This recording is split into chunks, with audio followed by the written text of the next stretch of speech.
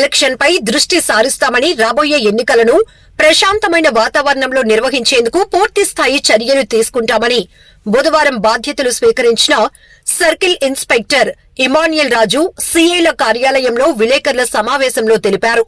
ఈ సందర్భంగా మీడియా సమావేశం నిర్వహించిన ఆయన మీడియాతో మాట్లాడుతూ, మరియు రూరల్లో విధులు నిర్వహించాలని అన్ని గ్రామాలపై మంచి పట్టుందన్నారు. ఎన్నికలను దృష్టిలో పెట్టుకుని సమస్యాత్మక గ్రామాల్లో అవగాహన కార్యక్రమాలు నిర్వహించి ఎలక్షన్స్ పై అవగాహన కల్పిస్తామన్నారు. క్రైమ్ ను అరికట్టే భాగంలో ప్రధాన జంక్షన్లో ఏర్పాటు చేస్తామని చెప్పారు. పేకాట శిబిరాలు నిర్వహించకుండా దానిపై ప్రత్యేకమైన దృష్టి సాధిస్తామన్నారు. ప్రధానంగా ఎస్బీఐ రోడ్లో ట్రాఫిక్ సమస్య పరిష్కరిస్తామని చెప్పారు. ముఖ్యంగా బైకు చోరీలను కూడా అరికట్టామన్నారు. ట్రిపుల్ రైడింగ్, ర్యాష్ డ్రైవింగ్ పై ప్రత్యేకంగా దృష్టి సారించామని తెలిపారు.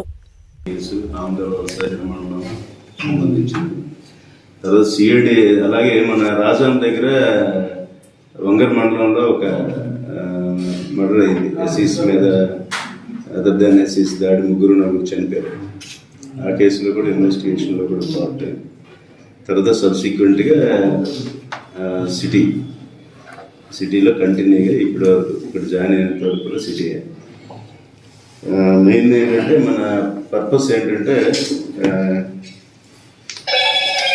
ఈ ఎలక్షన్స్ కమిషన్ సంబంధించినటువంటి గైడ్లైన్స్ ప్రకారం 3 సంవత్సరాలు ఒకే జిల్లాలో పనిచేస్తే ఆ జిల్లాలో ఎలక్షన్స్ డ్యూటీ చేయకూడదు కాబట్టి అందులో భాగంగా అక్కడి నుంచి సిటీ నుంచి ఇక్కడికి రావడం జరిగింది.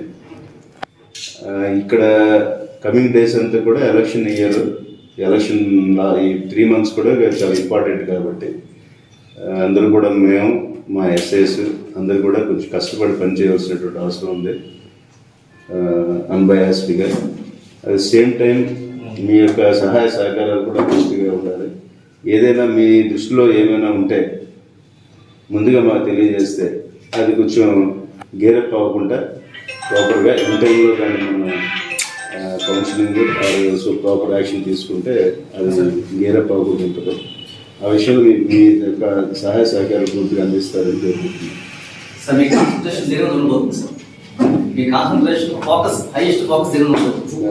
మోస్ట్లీ మెయిన్ కాన్సన్ట్రేషన్ ఎలక్షన్స్కి ఏ విధంగా పీస్ఫుల్గా చేయాలి అన్న దాని మీద మెయిన్ ఈ 3 months కూడా మెయిన్ ఫోకస్ చేయడం జరుగుతుంది. అందరితో కలుపుకొని వెళ్ళడం, విలేజ్లో మీటింగ్లు పెట్టడం, ప్రతి విలేజ్లో కూడా మీటింగ్ పెట్టాలనుకుంటున్నాం. ఎవ్రీ ఆమ్లెట్తో సహా ప్రతి విలేజ్లో కూడా మీటింగ్ పెట్టి అక్కడ పబ్లిక్ని అవేర్నెస్ కలిగించడం, పీస్ఫుల్గా ఎలక్షన్స్ జరగడానికి సహకరించమని, అలాగే ఏవైనా తప్పుడుగా బిహేవ్ చేస్తే వాళ్ళ కెరీర్స్ ఏ విధంగా పాడవుతాయని తెలియచేయడం, ప్రాపర్గా ఎలక్షన్స్ జరిపించడం అనేది ప్రధానమైనటువంటి ఎజెండా. దీంట్లో భాగంగా అడిషనల్గా మన ఇచ్చాపురం టౌన్లో ట్రాఫిక్ అంటే ర్యాష్ డ్రైవింగ్, నెంబర్ ప్లేట్లు లేకుండా ఇర్రెగ్యులర్గా తిరిగే కుర్రోళ్ళ గురించి, అలాగే ఎవరైనా యూత్ ఏమైనా పెడదారిని పెడతాయి, ఏమైనా బ్యాడ్ యాక్టివిటీస్కి, బ్యాడ్ వైసెస్కి పాల్పడి అలవాటు పడి ఏమైనా చెడ్డగా తిరిగితే వాళ్ళని కూడా కొద్దిగా కౌన్సిలింగ్ ఫస్ట్ స్టేజ్, ఫర్దర్గా నెక్స్ట్ వాళ్ళ మీద ప్రాపర్ యాక్షన్ అనేది తీసుకోవడం జరుగుతుంది. అదేవిధంగా ఇప్పుడు నా దృష్టికి ఇచ్చిన విషయం ఏంటంటే ట్రాఫిక్. ఎస్బీఐ రోడ్లో ట్రాఫిక్ కొంచెం కంజెస్టెడ్గా ఉందని చెప్తున్నారు. అది ఒకసారి 2-3 రోజులు ఒకసారి చెక్ చేసి వెరిఫై చేసి దాని మీద కూడా కాన్సన్ట్రేట్ చేస్తాం. సేమ్ టైం బ్యాడ్ యాక్టివిటీస్ ఏ ఫామ్లో ఉన్నా కూడా అలౌ చేయం. వీలంత మట్టుకు అవి లేకుండా చేయడానికి ప్రయత్నిస్తాం. అంటే మెయిన్ ప్రధాన ఎజెండా ఎలక్షన్ జరపడం కాబట్టి ఇట్ విల్ బి అటువైపు కాన్సన్ట్రేట్ చేయలేకపోవచ్చు, మెయిన్ దీని మీద పెట్టచ్చు. సేమ్ టైం ప్యారల్గా వాటి మీద కూడా కాన్సన్ట్రేట్ చేసి ఈ గ్యాంబ్లింగ్ లాంటి యాక్టివిటీస్ అలాంటివి ఏం లేకుండా చేయాలనేది అనుకుంటున్నాం. ఏదైనప్పటికీ కూడా ప్రజల తాలూకు సహకారం, మీడియా తాలూకు సహకారం ఉంటేనే అన్నీ సక్సెస్ చేయగలుగుతాం. గతంలో కూడా బాలకృష్ణాపురం అలాగే ఈ చుట్టుపక్కల ఉన్న ఫ్యాక్షన్ ఆ రోజులో ఇప్పుడు నేను సర్కిల్ ఇన్ఫర్మేషన్ బుక్ చూశాను నిన్న. దాంట్లో పాత కేసెస్ అన్నీ చూస్తే రైటింగ్ మర్డర్స్, బాంబులు వేసుకోవడం ఈ కేసులు ఉన్నాయి. ఎలా తిరగేస్తుంది అన్ని కేసులన్నీ అవే. ఇప్పుడు అటువంటి వాతావరణం లేదు కాబట్టి ఇదే వాతావరణం కొనసాగాలని దానికి గతంలో ఏ విధంగా అయితే మీడియా వాళ్ళ సహకారంతో అవన్నీ కష్టపడి అవన్నీ లేకుండా చేసాము, ఇప్పుడు కూడా ఈ ఎలక్షన్స్ కూడా పీస్ఫుల్గా జరగడానికి మీరు సహకారం అందిస్తారని కోరుకుంటున్నాను.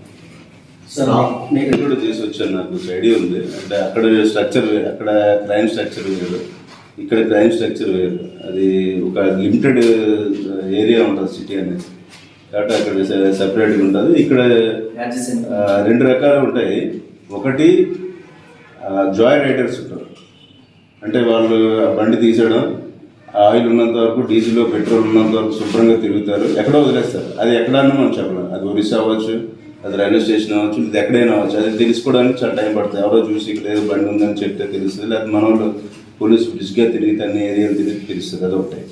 రెండోది న్యాచురల్గానే కొంతమంది యూత్ బ్యాడ్ యాక్టివిటీస్, బ్యాడ్ అలవాట్లకి వలన డబ్బులు అవసరమైన కూడా మంచి పిల్లలు కూడాను అలా తయారయ్యి వాటిని బెట్టింగ్, గేమింగ్, ఆన్లైన్లో బెట్టింగ్స్, లేకపోతే గేమింగ్స్, లేకపోతే చెడ్డలు, గాంజా లాంటి మందు లాంటివి ఏమైనా తాగడానికి వాటికి అలవాటు పడడం వలన కూడా చేయొచ్చు.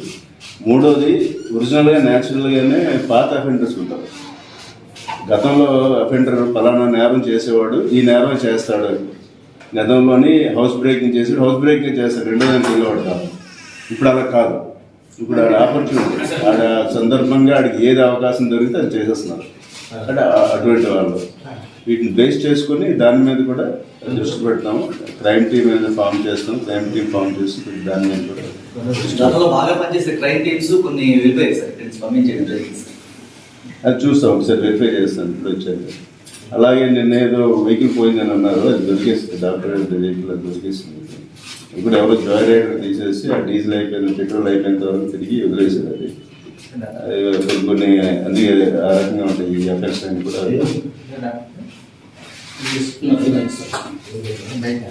గత 6 months డెఫినెట్గాను అది ఫిల్ అవుతుంది, దానికి మీరు కూడా కొంత ఇన్ఫర్మేషన్ షేర్ చేస్తే దాన్ని బట్టి దాని మీద ఫోకస్ చేయడం జరుగుతుంది.